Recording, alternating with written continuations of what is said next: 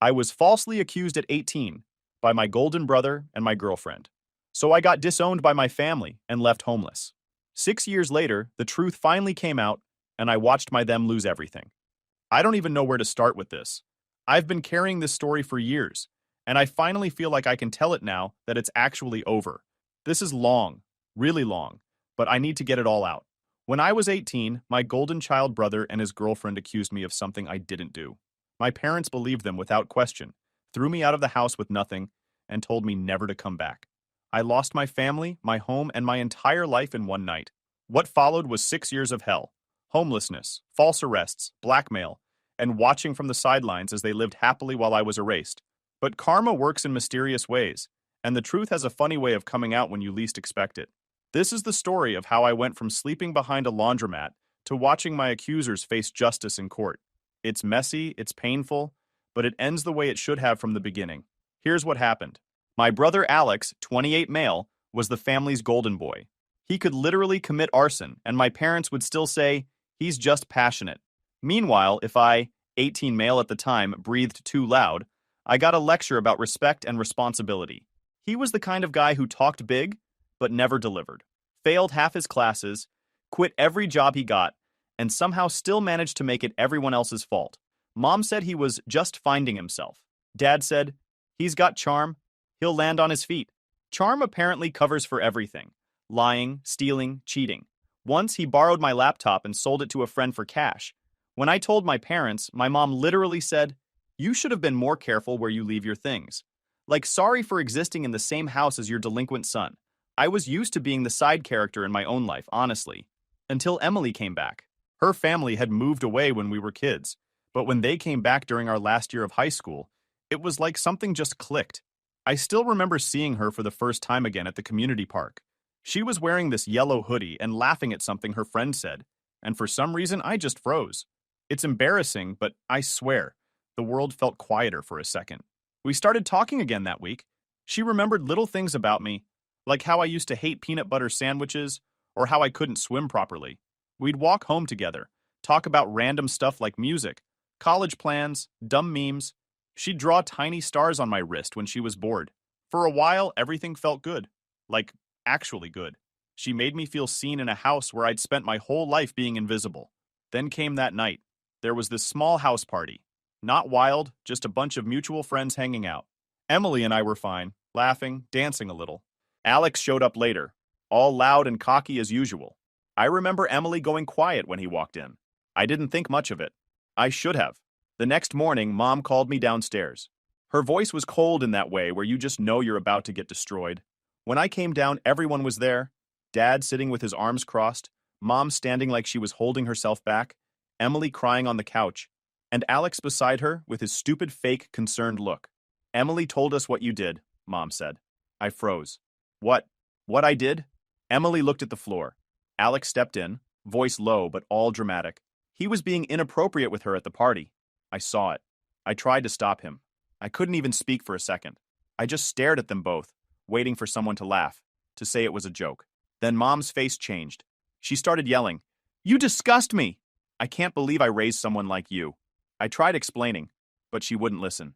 She just kept talking, saying things like, "You've always been jealous of your brother, and I should have seen the signs." Dad didn't say a word. He just stared at the floor like I wasn't worth looking at.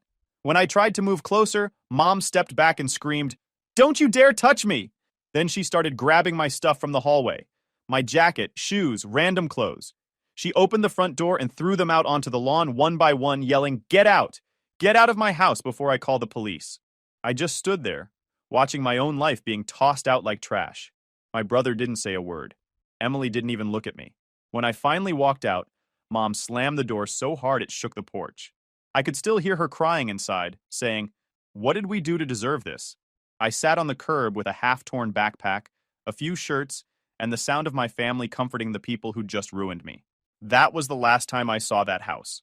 When they threw me out, I stood there for maybe 10 minutes just staring at the door, thinking someone, anyone, would open it and realize this was insane. But no one did. My clothes were scattered across the front yard, like a yard sale nobody wanted to buy from. I remember my mom's voice still yelling from inside, "You stay away from us! Don't come back here!" I tried calling her later that night, still thinking it was some misunderstanding. She didn't pick up. Then my dad texted me just one line. Don't contact us again. I was 18. No money, no car, no backup plan. I went to a friend's place for a couple of days, but his parents got weird about me staying after they heard the rumors. Within a week, everyone knew. At one point, I actually thought about going back to the house and telling them they couldn't legally just throw me out like that.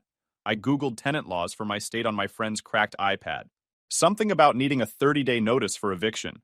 So I called Alex thinking maybe, just maybe, he'd have an ounce of guilt left. He answered like he was doing me a favor. You're not a tenant, bro. You're an accused criminal. You want to talk about eviction laws when you should be worrying about prison? I hung up right there. My hands were shaking so bad I dropped the phone. He knew exactly what he was doing, making sure I stayed scared and far away. I spent the next month basically homeless. Slept behind a 24-hour laundromat most nights because the dryers kept the air warm.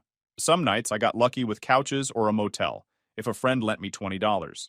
I stopped checking social media because every post, every photo, every "we love you, Alex and Emily" made me feel like I was slowly disappearing. Then one day, this old man named Frank showed up. He owned the laundromat. I thought he was going to kick me out, but instead he just asked, "Kid, you hungry?" I said yeah, and he bought me a sandwich. Then he told me he needed help around his house. Fixing things, running errands, stuff like that. I moved in with him that week. He didn't ask questions. He didn't even ask my last name. He just said, "If you're going to stay here, you help out, and you don't bring trouble." For the first time in months, I slept in a real bed. I didn't tell him anything about what happened. I couldn't. Every time I tried to talk about it, my chest tightened like someone was squeezing the air out of me.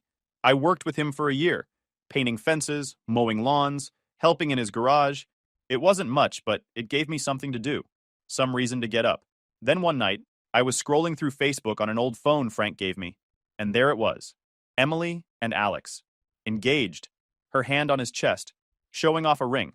Same stupid smile he used to use when he lied his way out of things. The caption said, "Can't believe I get to marry my best friend." And the comments. God. The comments. Mom. So proud of you two. You've both come so far. Dad. Two souls meant to find each other. Old friends. Finally! You guys are perfect together. Even the family dog's account, yes, my mom made one, commented with hearts. I stared at the screen for what felt like hours. My throat went dry and I swear I could feel my pulse in my ears. It wasn't even about Emily anymore. It was the fact that they were celebrating, happy, loved, and I was just gone. After that, I started shutting down completely. I barely talked to Frank. I didn't leave the house except for work. I just stayed quiet, convincing myself I could disappear if I stayed still enough. Frank isn't dumb. He saw the way I hovered near doors, how I checked the window anytime a car slowed. He didn't push with big speeches. He made extra coffee in the morning, left it by the toolbox, and sat nearby like a guard dog pretending to nap. One night, he finally let it out. Not nosy, just steady, like someone tightening a loose bolt so it stops rattling. Frank. Kid, I know what happened. Me. Nothing happened. I'm fine. Frank. You say I'm fine like a man holding a leaking pipe and calling it modern art. Me. It's just stuff. I don't want to drag you into it. Frank. You live here. That makes it my porch, my problem, and my business. Those people lied about you. I can see it on your face the way I see rust on a hinge. Me. You don't know them. Frank. I don't need to. I know you. You show up. You work. You tell the truth even when it makes you look small. That's the whole measure. Me. They're not done. She keeps trying to pull me under. Frank. Then we make a plan that floats. You save every message. You don't answer bait. If someone knocks loud, I open the door with both eyes. And if you need a lawyer, we'll find one that eats paper for breakfast. Me. Why are you helping me? Frank. Because someone helped me once and I didn't deserve it either. And because you're not what they said you are. I can tell. People who lie don't stack firewood straight. Me. That's a weird metric. Frank. It's the right one. Now eat something. You look like a coat hanger in a hoodie. Me. I'm not hungry. Frank. I didn't ask. I made stew. If you're gonna fall apart, do it full. He slid a bowl in front of me, then set his old flip phone on the table. If she calls again, we log it. We don't fear it. I didn't say thanks. Didn't have to. He just nodded like he heard it anyway. That night, around 3 a.m., a number sent me a message saying, "If you didn't pay for what happened to me like actual money, you will see what happens. I'll see you know." Who is that sent me the message? It was Emily. Immediately after, there was loud knocking at the door. Frank opened the door, half asleep and confused. There were two officers outside, flashlights cutting through the dark. One of them looked right at me and said my full name. I didn't even need to ask. I already knew. "Sir," the taller one said, "we have a warrant for your arrest." Frank's face went pale. I just stood there barefoot, staring at the floorboards, trying to breathe. My whole body felt numb. They handcuffed me right there on the porch. The cuffs were cold, the kind that leave marks. As they led me to the car, I looked back at Frank standing in the doorway, speechless. He didn't even know what was happening. And while they drove me away, I couldn't stop thinking about that Facebook post. The likes, the comments, everyone celebrating them. And me? I was the ghost they'd already buried. They kept me in holding for 2 days. The room smelled like bleach and metal, and every sound echoed.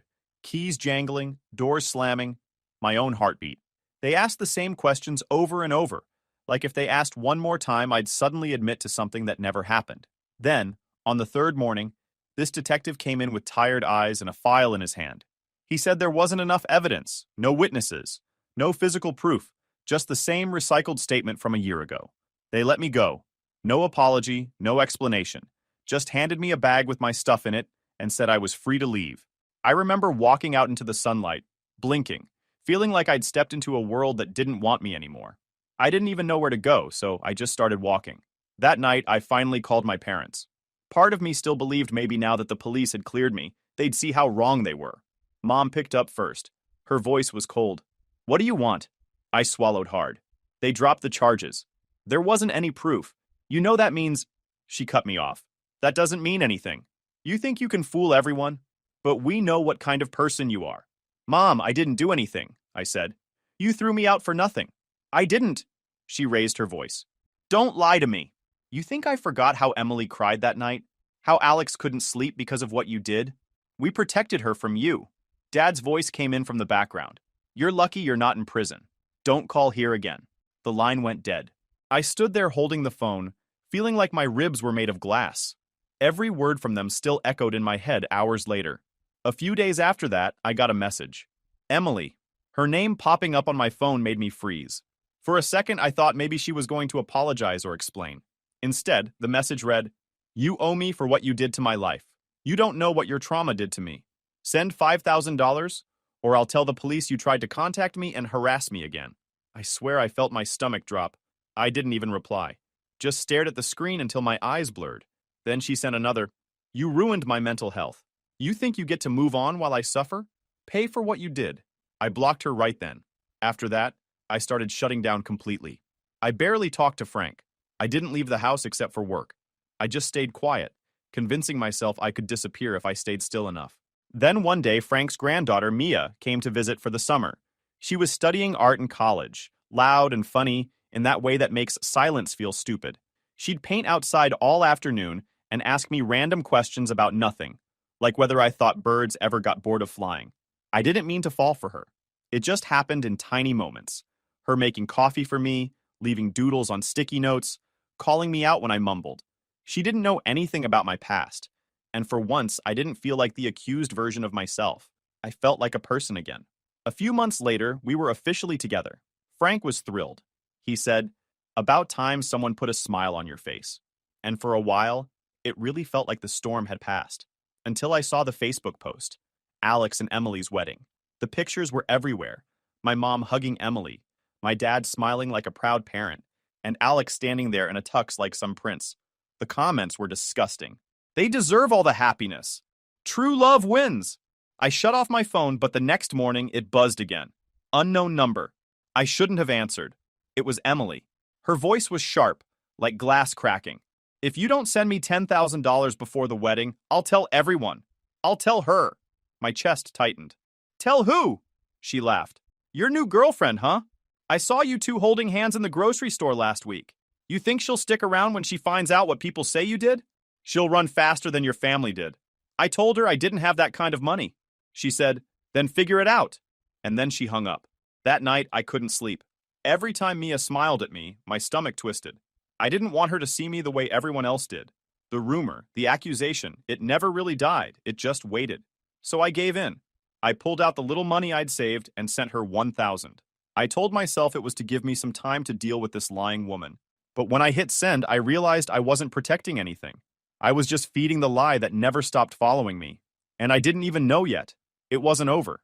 Not by a long shot. For weeks after I sent Emily the money, I felt like my lungs never filled all the way. Every time a car slowed down near the house, my heart jumped. Every knock on the door made my stomach twist.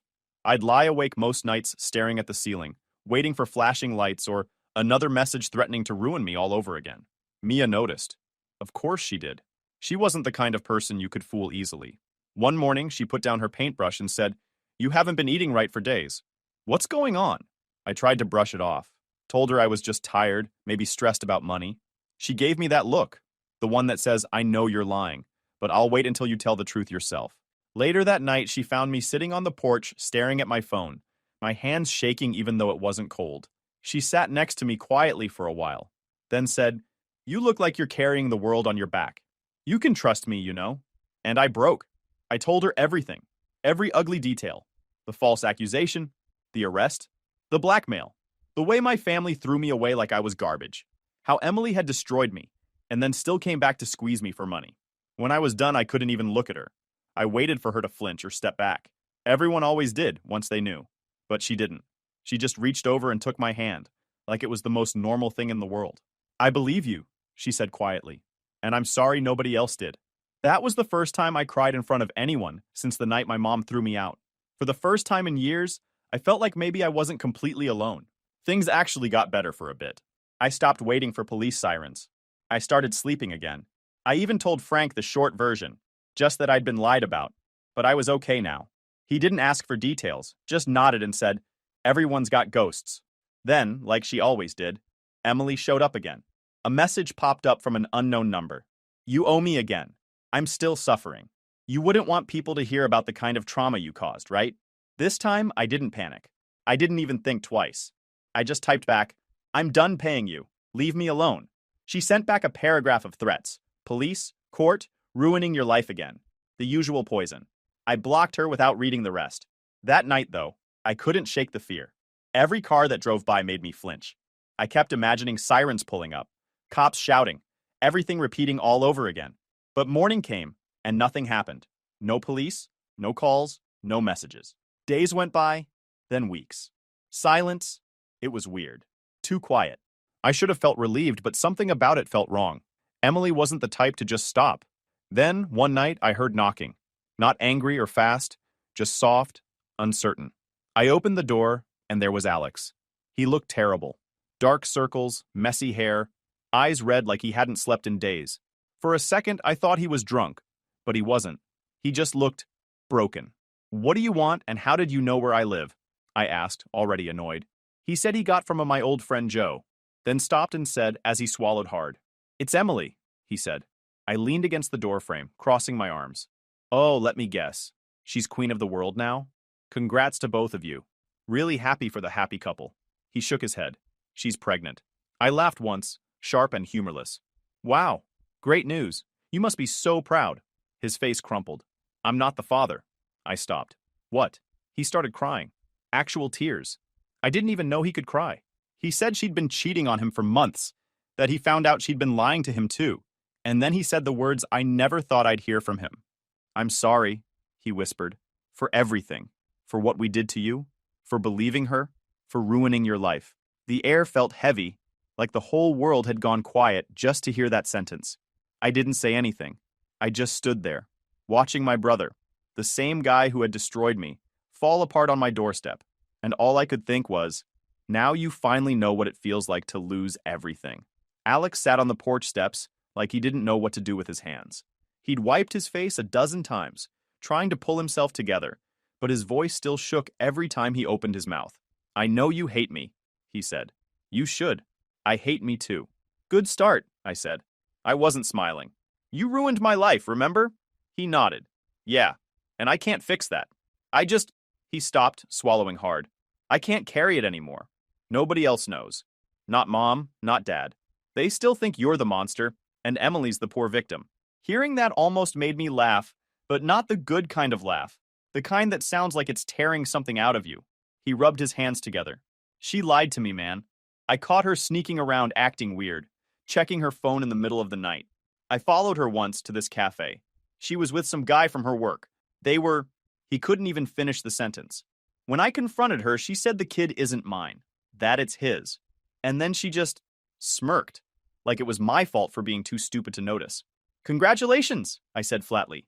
You finally met the real Emily. He flinched. I deserve that. I know I do. Then he looked up at me, eyes glassy. I was jealous of you, you know. Always have been. You were the one people liked without trying. The one Emily actually loved before we did all that. I thought if I took everything from you, I'd finally feel like you. Turns out, I just ended up being empty. For a long minute, neither of us said anything. The night was so quiet, you could hear crickets from the field. So what now? I asked. You came here to cry and hope I pat your back? He shook his head. No, I came because I need to make it right. At least once. He told me his plan. Half stupid, half desperate. Emily was having a baby shower the next weekend, full of family and friends. The whole neighborhood, probably. Alex wanted to expose her there, in front of everyone. You're insane, I said. Maybe, he said, but you're the only person who has nothing left to lose, and the only one who deserves to see her fall. I leaned back, watching him squirm. So what exactly are you thinking? He hesitated. She doesn't know I know about the co-worker. I told her I forgave her, that we could move past it for the baby. She's playing along. But when the family's all gathered, I'm going to tell them everything. What she did. What she made me do. What we did to you. My chest tightened. You think they'll believe you? He shrugged. They'll have to. I'll bring proof, messages, photos. She confessed everything, thinking I'd protect her. I've got it all. I didn't say yes right away. I didn't trust him, not yet. But I wanted her lies gone. I wanted the people who threw me out to see her for who she was. So I agreed. The baby shower was in my parents' backyard. Same one where they'd once kicked me out, only now it was all balloons and pastel decorations.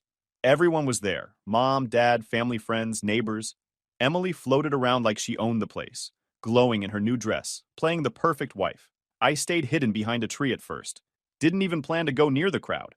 Just wanted to see. Then Alex stood up, holding his drink like it was a mic.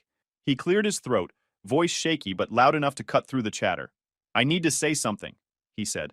People went quiet. Mom smiled at him, thinking he was about to make some cheesy toast. Emily stood beside him, glowing, until she saw his face. He turned toward her. This isn't my child. He didn't stop there. I already did a DNA test, he said, holding up a sealed envelope. Court chain of custody. Your discarded coffee cup, my swab, accredited lab. 0% probability I'm the father. He handed the report to the bailiff like he'd been waiting months for that exact walk. The room went dead quiet, except for paper sliding across wood. Emily's face froze, then snapped toward me like it would help. It didn't. A murmur went through the crowd. Someone gasped. Emily blinked fast, trying to smile. Alex, what are you... She cheated, he said, with her co-worker, for months. And when I found out, she told me the baby isn't mine. She's been lying to everyone, just like she lied ago about my brother. You could hear a pin drop. Mom's hand went to her mouth. Dad stood up like he couldn't believe what he was hearing. Emily's face twisted. You're lying! You're both lying. You're trying to ruin me. Alex turned to our parents. We ruined him first. He pointed at me. Heads turned, and suddenly everyone noticed me standing there. Mom's eyes went wide, her lips trembling. You... Oh my God! Emily tried to speak again, but nobody listened. Mom started crying. Dad looked like he'd aged 10 years in 5 minutes. Alex pulled out his phone and showed them the messages, the proof, her words, her photos, her confessions. By the time he was done, Emily was screaming, saying she'd sue, that we were setting her up. But it was over. Everyone saw. Then I stepped forward and said quietly, Emily, you'll need to come to court tomorrow. Her face froze. The color drained out of her. Mom was crying harder now, whispering, What have we done? Over and over. Dad tried to say something to me, but I couldn't.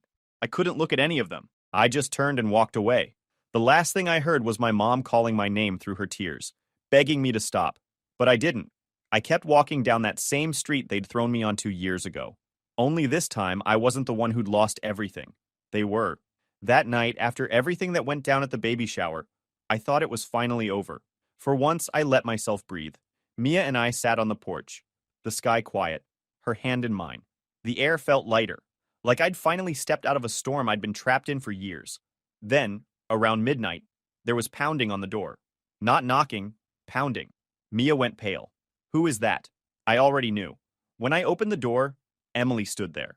Her hair was a mess, makeup streaked down her face, eyes wild like she hadn't slept. She pushed past me before I could say a word. You think this is funny? She screamed. You think you can ruin my life and walk away? Mia stood from the couch, shocked. Who are you? Emily turned on her, eyes narrowing. Oh, you must be the new one. You don't know what he is, do you? He's a liar, a manipulator, he hurt me. I stepped between them, voice sharp. Get out! She kept yelling, spitting out lies faster than I could breathe. He attacked me! He blackmailed me! You're living with a criminal! Mia didn't back down. You need to leave, now. Emily grabbed at her arm, and that's when Mia did the smartest thing anyone's done in this entire mess. She called the police. They came fast, maybe faster than I expected. When they walked her out, Emily was still screaming that we'd pay for this. The officer just said, You can tell it to the judge tomorrow. The next morning, court was packed. I hadn't been inside a courtroom since my own false arrest, and walking in again made my stomach twist. But this time, I wasn't the one on trial. Emily sat across from me, her lawyer whispering frantically. She still had that same smugness she used to wear like perfume until Alex walked in. He looked calm, almost too calm. When the judge asked if he had something to say, he stood up. Yes, Your Honor, he said. His voice cracked a little.